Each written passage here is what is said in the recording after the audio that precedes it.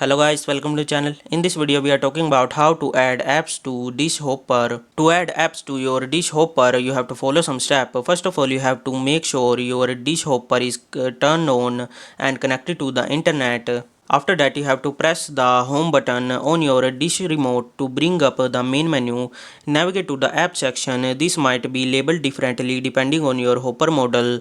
So look for the menu option that include apps. After that, in the app section, you will see a list of available apps. Browse through the section to find the app you want to add. After that, highlight the app you want to add using the arrow key on your remote.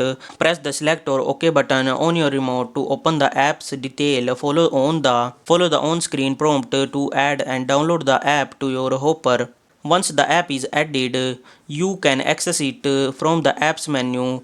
Press the home button on your remote, go to the app section and select your new app to launch it. Hopefully this video help you to add apps to your Dish Hopper, and if you want to buy the product, I'll give you the link in the description. Hopefully this video help you. Thanks for watching.